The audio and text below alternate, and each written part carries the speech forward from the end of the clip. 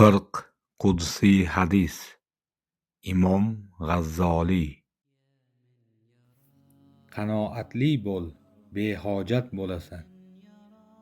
Ey odam farzandi, qanoatli bo'l, behojat bo'lasan. Hasadni tark qil, rohatda yashaysan. Haromdan saqlan, diningni xolis qilasan.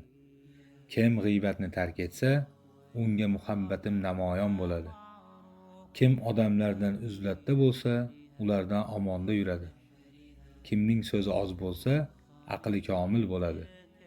Kim oz rizqqa rozi bo'lsa, Alloh bilan bog'lanibdi.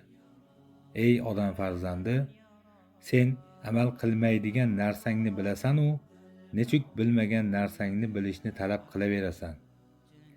Ey odam farzandi, dunyoda xuddi ertaga o'lmaydigandek harakat qilasan. Go'yo abadiy yashaydigandek mol-dunyo to'playsan.